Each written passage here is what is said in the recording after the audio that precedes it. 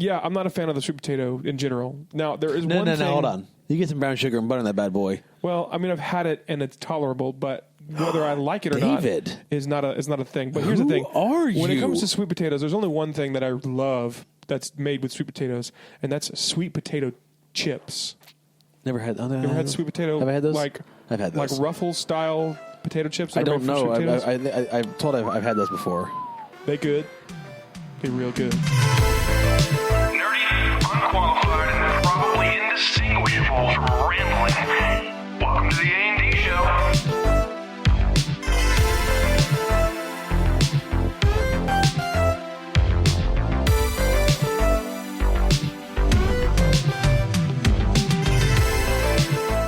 Are we recording? I hope so. I don't think we are. Oh, we are. Oh, hey. Oh, welcome to the podcast.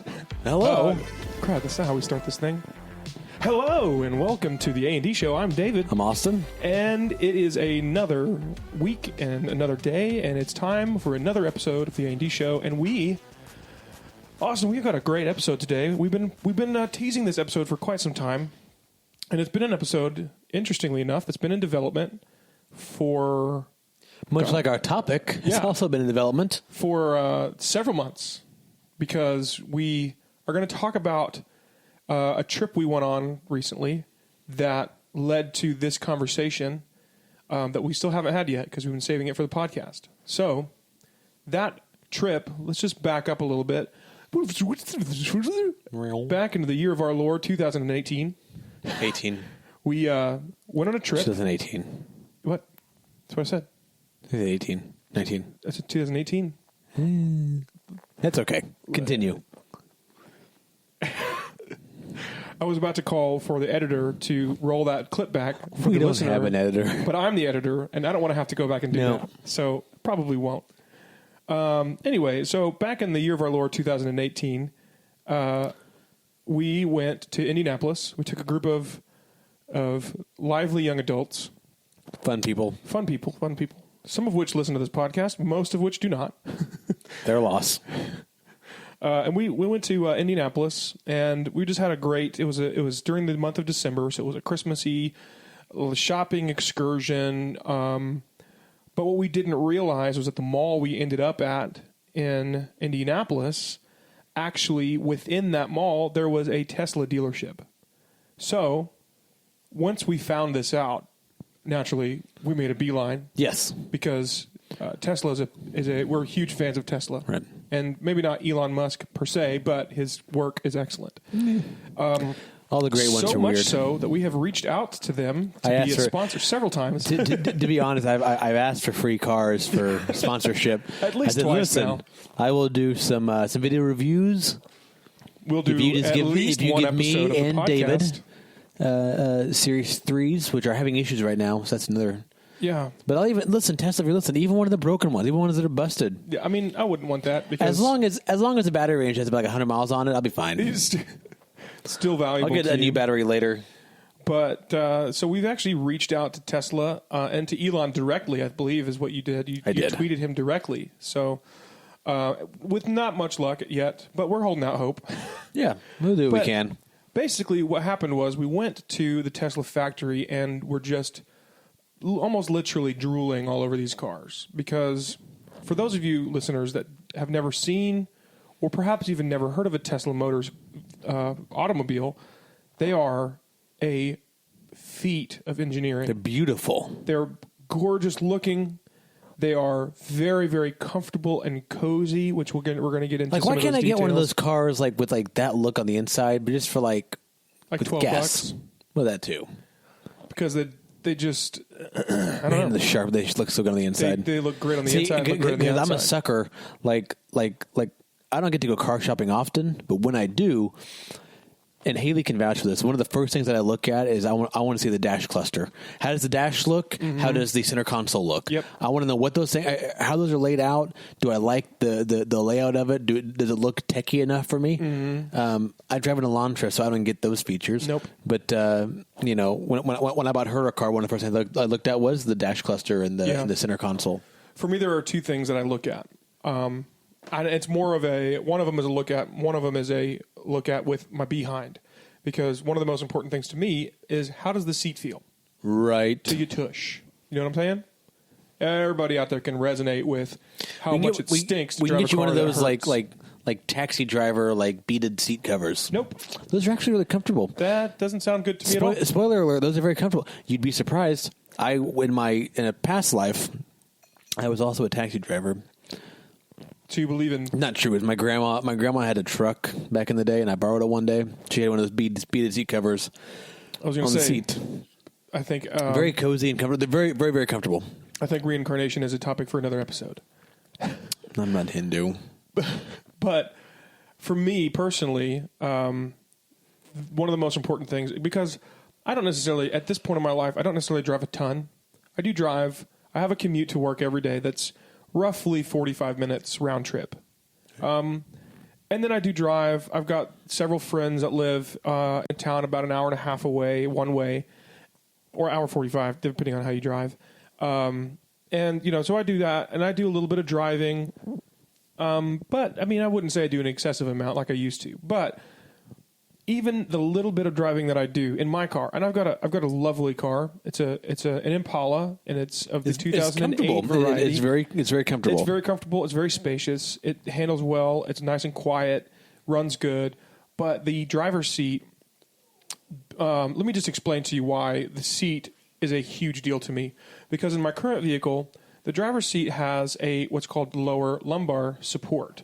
Lower lumbar support, for those of you that don't know, maybe you're not driving, or maybe you haven't got a car that's got this, or you're just not educated, whatever the case may be. Lower lumbar support is a handle if you're in the driver's seat, it should be on the left-hand side, just at the hip area. And when you twist this little handle or you pump this lever, it'll actually increase the resistance or do like some kind of a bump in the lower back area of your seat to give your back some support while you're sitting there, which is wonderful. Right. Mine has that. Believe it or not, it's nice. Really? It's a nice feature, except that it's broken because apparently the previous owner, because I bought it used, twice used actually, the previous owner or owners cranked that thing so hard and were apparently much larger a person than I am, and when they would sit in it, it actually.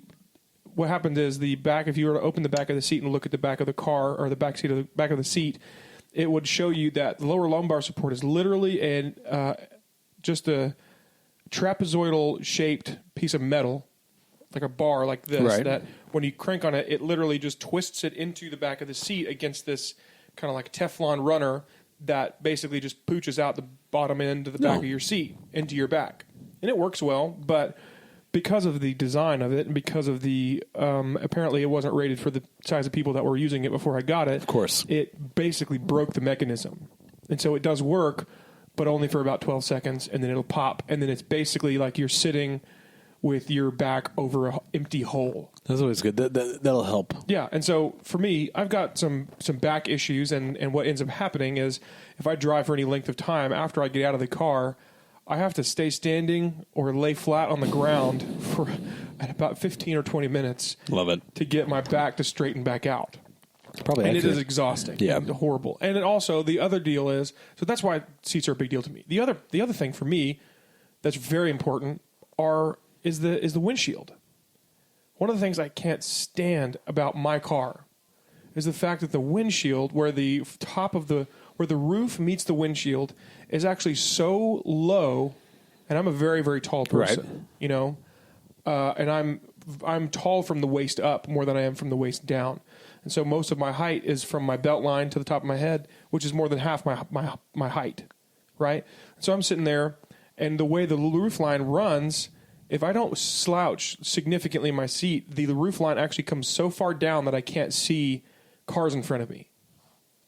Really? It comes so far down that all I can see is my hood and the road, but I can't see the horizon, and I have to slouch in my seat, which makes even if I had an effective lower lumbar support system, it would make it useless because I have to slouch so much that my back doesn't even touch it.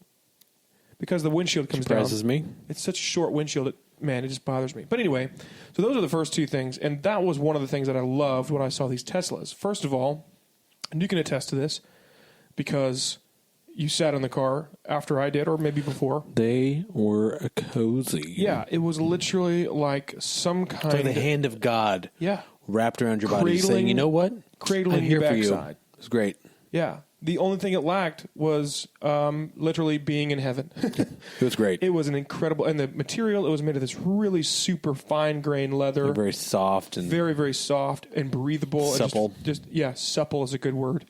Bit of a disgusting word, but a good word. supple. And then the other thing that I noticed that I really loved was the fact that the windshield on the Tesla Model X, the SUV version, starts way out above the dash, like any normal car, but it actually comes all the way up and wraps behind your head, over the top of your head. I can be down with that. So when you look up, you can actually, from the driver's seat, look up through the windshield and see the sky.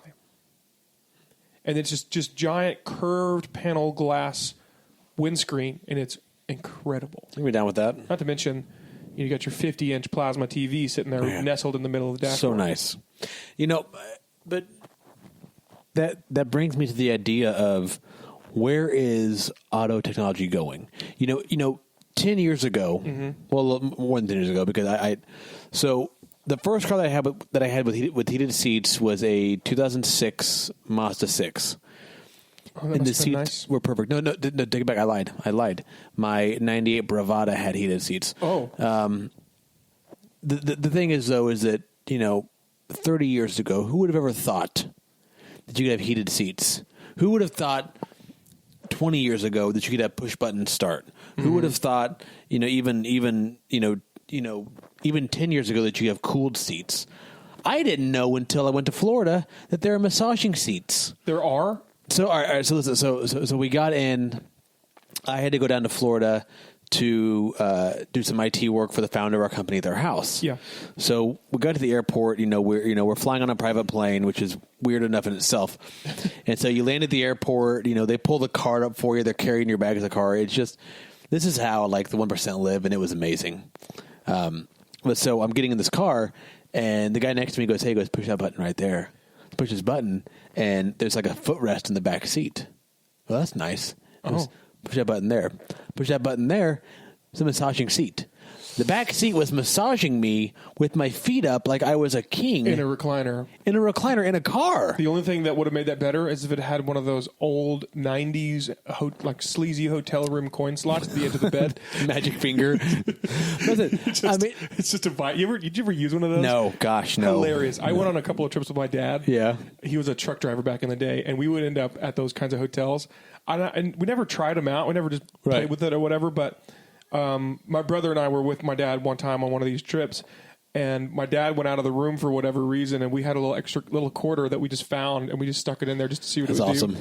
It didn't do anything. It literally was just for an hour. It just hummed. It didn't was move broken? the bed. It didn't do anything. That's awful. It was trash. But so now 10 years ago, who would have thought that we would have, adaptive steering, or we would have, the lane assist, or you would have, the automatic brake feature, automatic start feature. I brought a buddy's truck, last year. Uh-huh. It was a newer Ford F-150. I'm at a stoplight, okay, and the truck turns off. I think the truck died. I'm trying to it won't start. Turns out it was some eco feature where if you're at a stoplight, the engine will shut off until you start driving again. Yeah. And once you hit the gas, they'll fire back up. Funny thing is Honda, I think it was, actually had that feature built into the Accord in 2000 or 2001. It was literally the old golf carts, the old gas-powered golf carts that you would putty, putt, and then you would pull up to a stop, and then where you stopped, it would just turn itself off. And it would only reignite and fire the engine when you press on the pedal. It was exactly the same thing. Really? And I had a friend who she had that car, and we were driving, and we stopped at a stoplight, and her car shut off, and I was like, oh, crud. Right. Did your car just die? You think it's and right. She was like, no, it does it all the time. And I'm like, are you sure that's a normal thing? Because, I grew up with a dad that was a mechanic. And so I'm instantly. This isn't normal, right? This isn't normal. I'm instantly trying to troubleshoot what's going on with this car. I'm like, that's not normal. And she's like, no, you don't understand. This is what my car is supposed to do. And she's like, watch this. And so she tapped on the gas, and it started her car up to an idle. That's awesome. And then it died again. so you sit there, things like that. Yeah. Things like even little things like ambient light. Like I remember Haley had it was a 2000, I think it was like a 2010 Mercury Milan back in the day, or maybe 2009 Mercury Milan. Oh, Mercury. And which it was a really nice car. Yeah. Like it was very, very nice. I loved the car. But like you hit a button and the ambient light in the car would change. It would go from like red to purple to green to blue. Fancy. So you had you drive the road, just start tapping that button like having a seizure. And it's like a rave in the car. It was amazing. I mean, little things like that you wouldn't have thought 10, 20, 30 years ago would be in a car. Even little things. Well, so something as small as automatic window where you tap the window down button and it goes all the way down. Well, even electronic windows and door locks. Yeah, that wasn't really around until the 80s, maybe 70s. I think it was the late 80s when it became more commonplace, but early 80s Toyota actually pioneered some of that technology. Right. I had, when I was a younger man in my youth, if you will, I had a 1982 Toyota Supra. Ooh, wow, look at you. Slick looking. Yeah. It was a piece of junk, but it was a slick looking car. It was slick looking junk, though. There wasn't much about that car that wasn't ahead of the curve. Right. With regards to automotive technology. It had automatic windows and door locks. Right. It didn't have a key fob. I don't know if it originally had one or if it wasn't something that happened, but it had automatic windows and door locks. It had an automated sunroof. It had and a bunch of other like technology within the actual drivability of the car that made it way ahead of the curve. For example, anybody that knows anything about automotive technology will know a rack and pinion steering system was almost unheard of at the time. In fact, I think the Supra, don't fact check me on this, but I think the Supra was one of the first cars to have that in a non-racing capacity. Rack and pinion, which is super responsive steering. And then you've also got, it had four-wheel independent suspension, which only in the last 6 or 7 years has become commonplace in automobiles. And even some still don't have that technology. And which made the ride more comfortable. It made the overall experience of the vehicle better. It had automated headlights. That's very dated, but no. Because I had an 89 Ford Probe. Yeah, that had those headlights. The Probe. It was such a good. It was my crappy car. Thank you very much. Literally just an innuendo on wheels. Garbage. And like I remember sitting there and I might have said, listen, I'll give you $2,000 for a car. That's all you're getting. So I'm car shopping. I find this Ford Probe, and I'm like, it's 2-door, sporty. Then the headlights. Yeah, this is my car. This is the car for me. And then I wrecked it 3 weeks later because I was changing the cassette tapes in the deck. I was putting it because I would make mixtapes because my car had a tape deck only. Yeah. And so I was changing a tape deck, and I rear-ended a car and just destroyed the front end of that car. Turns out it was made with just mainly marshmallows and butter. The thing crinkled like an accordion. Funny thing about mine was it also only had a cassette deck, which I didn't at the time. This was when I had an iPhone 3 at the time, i3G or something like that at the time. Yuck. And yeah, not a great phone. Lasted forever and it was bulletproof, that thing. But anyway, I had the cassette auxiliary cable that you would put this cassette tape that had a cable attached to it into your tape deck, press play, and it would literally cycle these little things in there, and then you plug that auxiliary cable into your iPod or your phone or whatever that you had at the time, and it would play whatever music you had. And I don't even know, honestly, now that I think about it, it may not have been, no, it wasn't my iPhone 3, it was my Blackjack 2 that I had. That's even worse. Yeah. That is infinitely worse. It had a headphone jack in it, and it was one of the first phones to come with the micro SD expansion port. So I put however much I could fit on 2 gigs, which is about 10 songs. And I put it on that. Man, I was actually no, it was 1 gig. Take you an hour and a half to download that song from LimeWire. Yeah, plugged it into my phone, and I would play it from my phone through the radio, and it was awesome. But it's garbage. So I did that, and but my headlights, I had the same flip-up headlights, except mine, the electronics for them had broken before I got it. Because see, I only paid $500 for this car. Okay, that makes sense. Right, and so it was trash when I got it, and we barely got it to run. And one of the things that was broken irreparably was the fact that the headlights were stuck in up position all the time or down position. That'll but help. I had to manually crank them. Right. So, but man, talk about because I mean, when you think about it, 82 was when that car came out. Mm-hmm. 82, and everything about that car screamed Back to the Future. For the record, that's like 37 years ago. Yeah. How's that feel? I mean, not horribly bad because I wasn't born at the time that it came out. That was pretty darn close. I was born in 85. So like even today, I had a rental car a few months ago, and I had Apple CarPlay or Apple CarPlay. Is that what they call it? That's right. That's right. Because it's also Android Auto. Yeah. So I had Apple CarPlay. Apple CarPlay. Yeah. That's right. So you talk about an advancement like for car technology. I was immediately in love with Apple CarPlay. I'm sure. I would be it because I just in love with everything Apple. Right, and I'm a terrible fanboy, but whatever you do, you tap your button, boom, you've got Siri. You sit there and you've got.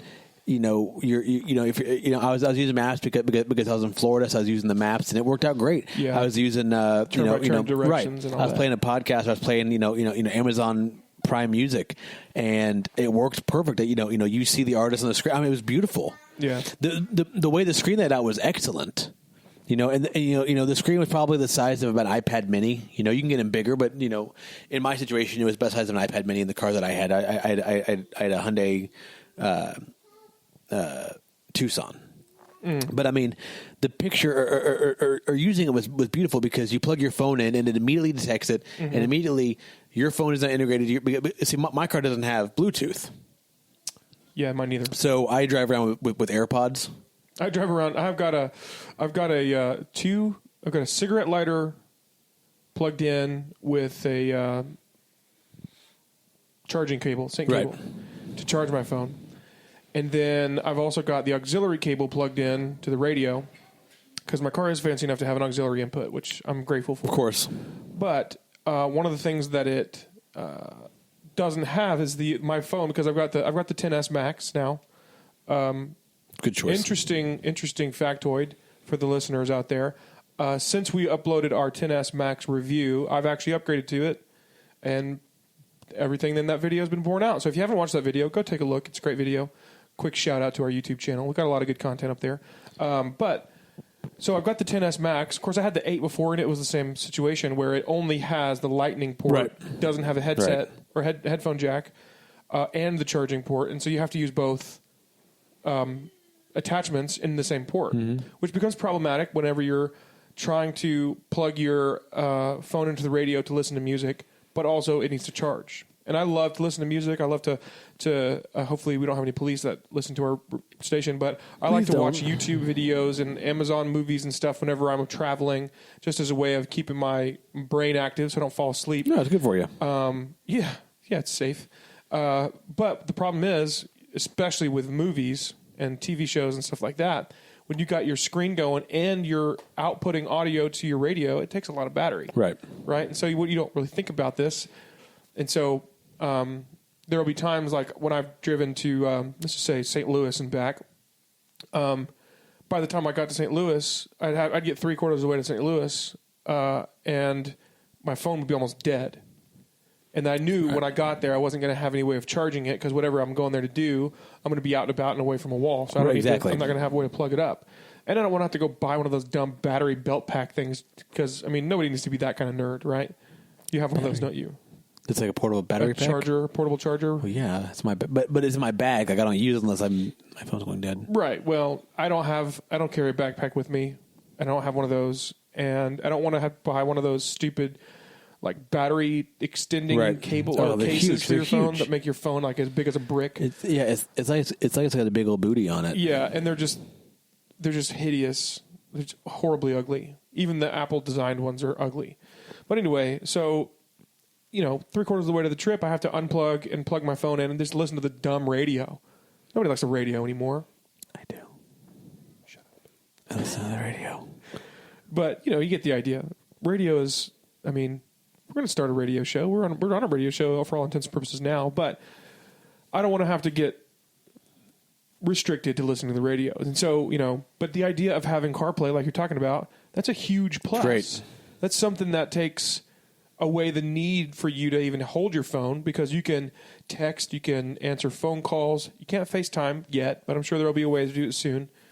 The only thing I think that we're about to get into the segment of the show where we talk about the future of technology, and I have a few ideas for that. But there are some things that they could even do with that going forward that would really take it to the next level. But you're right. I mean, the technology that we have now, if you were to go back 30 years and look at what we have now, you'd think it was so incredibly futuristic, and in truth, it is. But we're so accustomed to it. We don't really see it that way. Right. But I mean, we've grown with technology. We've lived it our entire life, so we've seen technology come and go. We've seen the hits and the misses. Yeah. But I mean, all these, the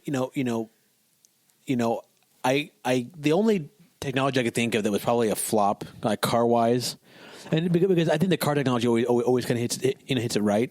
I remember that there was I think it was it a Volkswagen. I think they had a cooled the glove box was chilled for like drinks and stuff, snacks and stuff. Yeah, so basically like a refrigerated lunchbox built into your car. That was kind of weird. Yeah. What about the debacle of the automated seatbelt? Do you remember those? Oh my gosh! Where you would get in, those were incredibly unsafe, and it would automatically run back whenever you shut the door. Yeah. Stupid. I at my Ford, it was terrible. So stupid. It was hard to get out of the car. It was just stupid. It was the worst idea. We had to wait for this little.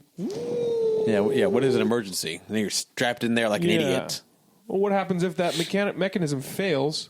Then you just unlatch it. You could, you could unsnap it. Oh, was it just buckled into the floor? Yeah, it was buckled in. No, it was buckled in the thing that goes up. Oh, okay. But still, it was an annoyance. Yeah. But like I said, there have been pieces here and there, small things that just didn't pan out. Yeah. But for the most part, car technology is always a hit. Yeah. It's very, very rarely, very, very rarely is it a miss. There are a few vehicles overall that were historically not well received. The Pinto is a good example. The DeLorean. DeLorean wasn't well received in its time, but it was way ahead of its time, and since has become exceptionally popular, even though there were only like 500 made. I think it's a great looking car. Yeah. It's fat. I love it. Anyway, I'm also a fan of the series Back to the Future, which you are not a fan of. Nope. But anyway. I think John Mulaney describes that movie perfectly. What did he say? He just talks about how it's a weird premise of this guy goes back in time and sees his mom and like falls in love with his mom, and then he has to convince his dad to his mom falls in love with him. Same thing. It's so weird. It is weird. But like I said, I think that when it comes to car tech, I think a lot of the things that they're doing now are I'm not my car a ton. I'm really not. But there are certain features and certain techs I'm going to look for whenever I when I'm buying. There's certain things I'm going to look for, my child. There's certain things that I'm going to look for when I buy a new car eventually in the next 4 or 5 years. Right. Self-driving. One of my favorite pieces of new technology, current technology, I guess I should say, in automobiles is aerial view on the dashboard. Have you seen that? That 360 cam or whatever? 360 it's cam, weird. Where basically, I think you have a fisheye lens camera on your front bumper, your rear bumper, and it's either underneath on like the running board underneath your doors or at your rear view mirror. I think it's your rear view mirrors. Each have one. And basically what it does is your car takes that 180 camera view from all 4 of those locations, and it interpolates that footage and compiles it into what is effectively an aerial overhead view of your car that shows up on your dash, either in your gauge cluster or in your center console. And what you do with that is it's basically the next generation of backup cam. So you know how backup cams came out and everybody was freaking out and thinking this is the greatest thing in the world, even before they had the heads-up display that would pop up and show you where you were projected to turn to. Yeah. and they were thinking about it, and they were like pull forward, they'd shift and reverse, and all of a sudden you could see behind you without turning around, and you could, parallel park. But now they have it where you've got cameras all the way around your car that you can actually see an overhead view of your car in real time on your own dash, where you can literally navigate your way into a parking space with very, very minimal mobility, but very high accuracy. It's incredible. Yeah, I've seen those. I think it's very interesting. I think that we are on the verge of like self-driving cars. I think that's I think you're right. going to be sooner than later. Well, I mean, Tesla's got autopilot built in. That's limited. It also hit a dude. Yeah, A couple dudes. There is I think Google actually has a self-driving car that they use for their. It's probably just a publicity stunt more than anything, but it's a self-driving car that they use for Google Maps or something. I think. I think so. I'm not sure exactly what they use it for, but I've heard about it. Autopilot is a thing. Have you ever seen the movie The Sixth Day with Arnold Schwarzenegger? Oh, years ago. It's a pretty good movie. No, yeah, it was a good one. He's not a great actor, but he has some good films. That is blatant lies. But the Kill cool thing, me. Kill me. go to the chopper. Kill me. Listen, the Predator was so good. Oh, Predator yeah. was so good. And a hot take, the new Predator Listen, was very good. I watched. I genuinely enjoyed it. I thought it was a very solid movie. It was a lot of fun. It was good. Yeah. Like I'm watching. I'm thinking. I'm like. So I steal David's Amazon Prime movies. I just watched his Amazon. He says he steals. I gave him permission. He gave me permission to use his Amazon Prime on my phone. So I watch movies when I go to bed because when you're married, you go to bed at the same time. And with a child. And I'm not tired at 8:00 at night. Turned out I'm still pretty well raring to go. Right. So I watch movies. So the other night I was sitting there, and the Predator was it's called The Predator, right? I think it's called The Predator. Yeah. So it was on there. And I go in with minimal hopes at best. And I'd already given you my personal recommendation that it was a lot of fun. Of course, when I told you that, you were skeptical. I was. Because I don't exactly, in your eyes, have the best track record with loving certain movies that you also love. Correct. Of course, it's reciprocal because you love movies that I don't think are great. Wait, like what? I can't think of any off the top of my head. That's right. But that doesn't mean that it real exists. thing. The point is that I love movies all the time that you don't like. The Predator is great. It is good. You need to watch it. You do like a lot of Spielberg films. I do. And I don't. I love. Well, Back to the Future, perfect example. We just talked about it. Not good. It's great.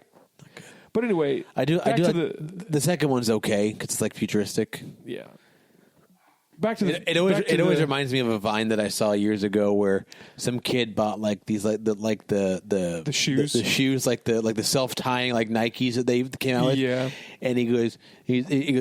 So these are the kicks. Are the scene outfit and the camera flashes him in this outfit and he looks ridiculous and then it goes this black guy laughing at him and I laugh really hard. It's one of the funniest Vines ever. It's hysterical. Back to The Sixth Day. One of the coolest things about that movie is the car. In my opinion, one of the most memorable things is that Arnold and his little buddy that he works with, whatever it is that they do, I don't remember exactly what their job is. But one of the things that I thought was really cool is that they get in this car and they go to work, and their car they are in a truck, a Nissan or whatever, and it is your daughter is screaming in the next room. She's having fun. It's a happy scream. Oh, she's okay. playing. I can't tell the difference. I'm not a father. You don't have kids. I don't have kids. I can tell the scream from a mile away. So happy. I wonder if that's picking up on the mics. I don't think it is. It is. It's pretty faint. The anyway, dog's bark might. But one of the cool things about it was that they get in this car to drive to work, and they basically just push a button on the dash and the car drives itself. Mm-hmm. You know, another example in film is I, Robot, Will Smith. Also a good movie. Good movie. Good movie. I've got that one on my Amazon. Feel free to watch. I will. And it is the cars, almost all of them are automated. Now, they have the option to go manual, but almost nobody in the movie does except for Will Smith. So I think that self-driving cars is going to be a thing that we're fairly close to achieving. But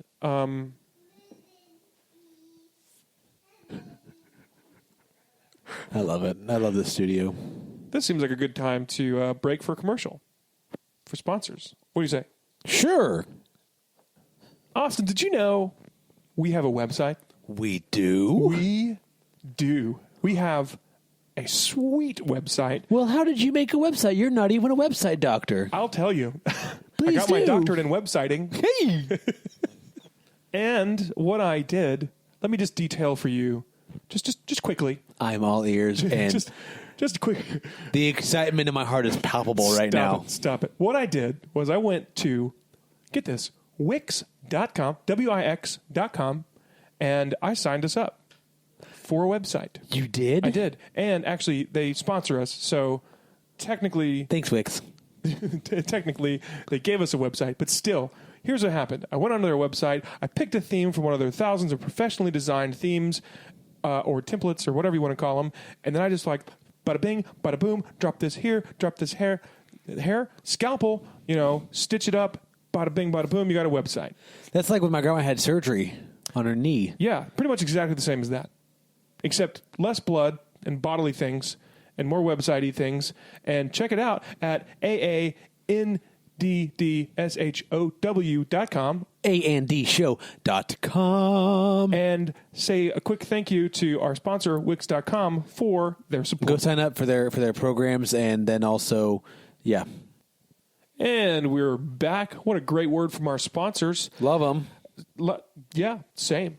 But this is the time of the show, I think, often that we should look forward with what technology will be. I've got a couple of thoughts, personally. Okay. Pretty much based exclusively on science fiction. But I think it would be a good time for us to discuss, like, what do we think, based on where technology is with automobiles now, where do we think, let's say, the next 10 years and then the next 50 years, where do we think we'll be as a culture, as the human race with automotive technology? Do you think we'll ever graduate beyond the need for automobiles? Or do you think that we'll be confined to these steel or plastic rolling cages that we get ourselves from A to B in? Well, I think that what that does is that's going to beg the question of where is auto technology going to go in the future? Right. What other improvements can you make? Will autopilot ever be? Will self-driving cars ever really come to fruition? Yeah. I would say yes. I would say yes. Eventually, I don't know that it'll be good enough in the next 10 years. I think it's still a ways off. I know that they say that it's close, but I think it's quite a ways off. I think I really do believe that. I mean, I agree with you, but I agree on it for a different reason. I don't necessarily think that it's the technology that's limited that's causing it to be a further reaching goal beyond the next 10 years.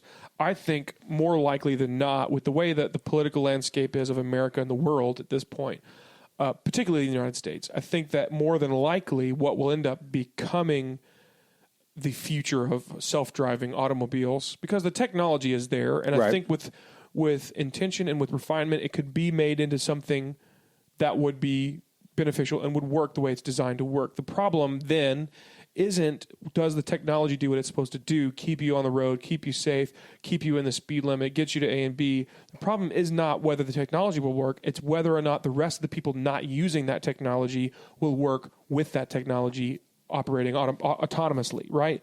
So my thoughts are that self-driving cars will only become commonplace and will only become the standard if they are standardized. Okay. Enforced. And I'm thinking that, and maybe not in the next 10 years, and probably definitely not before they perfect the science and the technology, but I'm thinking that if we continue to trend toward safety over independence, and we continue to trend toward autonomy and convenience over nostalgia, then we will end up in a society in the future, I would say within the next 30 years, where there are no more self-drive or independently driven by human vehicles. That there are niche markets for that, like racing and other things like that will probably remain that way. But for major thoroughfares and roadways, there will no longer be people driving vehicles. Which, now that I think about it, that's the only way that a self-driving car could really be effective. But at the same time, that is a dangerous path to go down, economically speaking, because of the idea of how many people drive for a living. That's part of the problem. Yeah, and if you have somebody that their entire income is based on their ability to drive and haul and move goods from A to B, and then you replace them with an autonomous vehicle, Right. then they're out of a job. No, exactly. And it doesn't make sense for a company, say FedEx, to pay somebody to babysit a machine that, for all intents and purposes, won't make a mistake, won't get tired, will be able to drive nonstop without breaks, without stopping for driver safety stuff. Yep. So Didn't someone try to do a self-driving car like truck recently? actually, Tesla is in the process. In fact, this year are scheduled to release to the public their version of it's not an automated vehicle. It's an electronics semi truck. And let me tell you something. It looks awesome. It is a cockpit style interior. So it's no longer a driver passenger seat orientation. Okay. It's a center seat, it looks like an airplane cockpit. It's got 3 heads-up display screens scattered across. Actually, maybe more like 5. It may have 3 big ones and 2 smaller subscreens. Really? And it's got a 360 wraparound windshield. And it's battery powered. It can go, I think, up to 800 miles per charge. It's purported to be able to pull an 80,000 pound load from 0 to 60 in 20 seconds. Seriously, that's the specs on it. That's impressive. And they're only expected to range in the $150,000 to $180,000 per truck range, which is only just under twice what the Model X costs. So you're looking at a truck that's competitively priced to a petrol-burning vehicle that is safer with all kinds of safety regulations I don't have time to go into, but that's also doesn't burn fossil fuel, so it doesn't have any pollutants. It's not reliant on that kind of fuel system, so it doesn't have to refuel and I think they said that you can go from a 0 to 100% full charge in, I think, like an hour. Wow. So you're looking at a safer, more economical, easily controllable, faster, better hauling, comparatively priced vehicle that your driver can control, drive, do whatever, stop for an hour, get fully charged, and you can go 1,600 miles in the same time, and actually less time with less expense than you would actually do in a similar vehicle that does the same thing with less power. That's interesting. Isn't that interesting? Yeah. So no, I think automated vehicles are a thing of the future. I think what we're going to have to do as a species, as a people, as an ecology or an economy, is we're going to have to evaluate the viability of autonomy and whether or not it's something that we want to try and put into practice in our economy because of the ramifications of automating things that were done by people. It's always been. You've got, for example, automated teller machines, ATMs, right? ATMs basically do the job of a teller. That's why they're called an automated teller machine. You've got at Walmarts and Targets galore and other shopping centers, almost every single one of them, literally 60% of the registers manned by people have been removed in favor of self-checkout. Hot take, I love self-checkout. I'm a big fan of self-checkout. I don't want to make friends, okay? Same. And if I want to go buy some probiotics for my ailing stomach issues, I don't want to have to explain to somebody or look somebody in the eye what are you buying this gut-wrenching, colon blow for, Could we get a price check on the anti-diarrheal medicine, please? Right. Ma'am, I don't have time for a price check. I'll give you $20 right now. I need to get out of here as we speak. I will give you $100 I've got to go. if you will just put that in that basket Just so give I me can leave. the anti-diarrheal medicine. And that's please. one of the more docile things you could purchase at the Walmart. Yes. And I remember I got so fed up with the cashier there one night because I went to get NyQuil.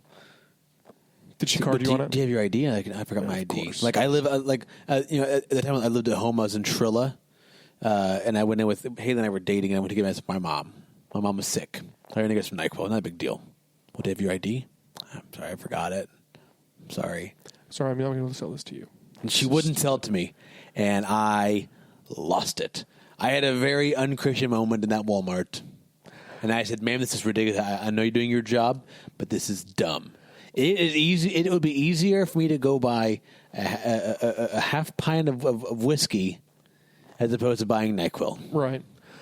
And that's just with your personal experience of buying something or trying to buy something and having to deal with a person. But one of my worst experiences was I went into the Walmart to buy something simple, like a bag of carrots or something, and I'm standing in line with my piddly 2 or 3 things that I need, and the person in front of me was, stocking up for an exciting weekend. Let's just put it that way, purchasing some adult products, and the person at the register was like... Was it NyQuil? Must have been NyQuil. One box of... Let's just call it NyQuil. One box of NyQuils. Wild. Yeah. And I'm embarrassed to be in the same line as this person. I didn't know who they were. Ted. Just kidding. But anyway, so we have to examine as a culture. We have to examine not only the viability of self-driving cars, but the idea of autonomy when it comes to the ramifications of whether or not it would take away jobs from people. Yep. And the more technologically advanced that we have, the more we grow closer to the economy where people are going to be impoverished because they can't do their jobs anymore. This is more of a political take on it, Yeah. but I think that you wouldn't see this technology coming into play if people weren't clamoring for a $15 an hour minimum wage. You're probably right. And you're entitled to your own personal political beliefs, and I'm happy to discuss what I believe. But I think that whenever you say that minimum wage has to go to $15 an hour, businesses like Walmart's and Target and even McDonald's now has a checkout thing. I did one in. Were you? It was outside of Indianapolis. Yeah. I was outside of Indianapolis, and you go in the store, and it was all at a kiosk, and you enter what you want on there, your toppings and your burger. Culver's not long ago. And so this is going to happen more and more often, because the technology to implement it may be 20 or 30 grand for a kiosk, but guess what? If I'm paying you $15 an hour, it pays for itself pretty quickly. But I think that if there wasn't this big push nowadays in society for this, almost near doubling of minimum wage, that I think that you wouldn't see this happen. I think that you would be having, and I've got family members that post on Facebook about how they are so. Don't use self-checkouts and blah, blah, blah. It's like, no, I'm going to use it. I'm not going to stand in line to buy 2 things at Walmart. Well, when you think about it, revisiting your argument against the excessive minimum wage pursuit, when you look at a self-checkout kiosk, let's say that jerker costs $20,000. Yeah. That's a pretty expensive overhead cost, but that's a one-time plus some minimal servicing fees. Maintenance, et cetera. You're looking at $31,000 plus for a $15 an hour salary. Yeah, for 40 hours. 40 hours a week, 52 weeks a year. Which McDonald's is open. A lot of them are over 24 hours. Yeah. And you're looking at 3 rotational shifts. You're looking at a minimum crew of 5 people per shift. I'm at the point now where I'm ordering pizzas online. I'm not even calling places anymore. Yeah. I'm ordering B-dubs online. I'm not going to places to order food anymore. I mean, the pizza we had earlier for dinner, you ordered online, and I went and picked it up from the store. And if there had been a way for them to put it in a Dropbox and me pick it up, I probably would have done that. That's the greatest Amazon feature I've ever heard of. Yeah, they put it in your trunk. Yeah. Have you heard about that? No. Amazon's got a trunk delivery service where you literally will send them or I don't know exactly how it works, but I think you mail them a key that works on your trunk or something. Or maybe they send you something. What if they steal your car? What if Amazon's got someone like on their last day? It's like, you know what, man? Screw this job. I'm stealing this car. It may not be a key. It may be something that they have like a key fob button thing that you bring it and you do something with programming it. They give you instructions to program it to your car, and then you mail it back to them, and then they deliver things, and they'll literally put them in the trunk of your car for you, no matter where you are. I would look that up. Yeah. I don't know how they would find your car. I'm going to purposely order like low jack every vehicle. Purposely order like too many things. Put them all in the trunk. Put it in the trunk. Put like a rabbit animal in your trunk just to see what happens. just that guy commercial where the kids are playing with the possum. Yeah, put a GoPro. I think it's dead. Probably it's playing possum. Put a GoPro in your trunk. There he is with a possum, and then order something from Amazon just to see what they do. I love it. But no, I think we're onto something there, because automotive technology, the future of, there's going to be a couple of things. Automation obviously is one of the first things you think of. Technology is cheaper than human resources. That's true. That's true. And autonomy is for the most part. For the most part, when it comes to large scale technology, that's different. Yeah. But if I can buy a kiosk for $20,000, that's cheaper than a human being for a year. And so I think that as technology advances, we're going to see more of this. Now, right. is that a bad thing or a good thing? I don't know. I think when it comes to automated I work in tech, cars, so it keeps me employed. Yeah, right. I think when it comes to automobiles, I think it's a good thing with negative negative side effects. Because when you're talking about self-driving cars, and if you look at the landscape of vehicular travel, and you look at the prospect of either minimizing or completely eradicating automobile accidents because all cars are self-driving, and there is no longer such a thing as an overcorrection or an issue other than like a computer glitch or somebody being an idiot and walking out in the middle of the street. Even that would probably be minimized because those vehicles would be like, have you seen those new table saws that have finger detection? Where you can literally... Oh, yes. It's amazing. Yeah, they did like a hot dog. Yeah, and they'll take the hot dog on the road right up to the blade, and it doesn't even touch the blade. It's amazing. It literally will lock the blade in place before it even gets close to cutting the hot dog. And it's designed to do that with your fingers. If your finger gets close enough to that blade, it's got a detection feature that, and I would imagine they would install some similar function to a vehicle like that where it's like, it'll look ahead far enough with a radar or something and notice a biological life form and automatically halt itself. And all the cars would be networked into some kind of travel system or some kind of mapping system. They would all detect that same thing and that slowdown, and they would all adjust accordingly. And so basically you're looking at the possibility of an automobile accident-free utopia when it comes to driving, but at what cost? That cost would be... Probably human resources, jobs, things of that nature. But, so that's a significant discussion, right?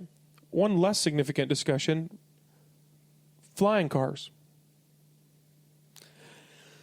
So now you want to discuss Jetsons technology. For me, no. I just it's just a hard no for you. It's a hard no because then we've all got to have pilot's license. We're gonna hate on the Jetsons. And listen, when I was a kid, I remember taking my mom's Altima, going 110 miles an hour down Route 16 in Central Illinois. Yeah, because I'm an idiot. Mm-hmm. That's what dumb kids do. Yeah. You give me a flying car, I'm doing loops and corkscrews all over the place. It's a fair point. I think the only way kids are bad drivers now. Try texting and flying. Dear Lord. The only way that would work would be automated. Oh, it's got to be. It's got to be. Unless, of course, it's I don't know. Back to the Future style. You see flying cars on in Blade Runner, and you see them in like Star Wars with Ewan McGregor. Star Trek with shuttles. I just don't see it happening in my lifetime. Period. Let alone in my kid's lifetime or my grandkids' lifetime. I think that technology is easily 200 years off. 200 years. You heard it here first, folks. expect flying cars in the next 200 years. 200 years. Back to the Future predicted a few things. A few of them came true. We are predicting self-driving automated flying vehicles within the next 200 years. So in 2319, you can go get your flying Chevrolet, because the name will change by then to Chevrolet. Chevrolet.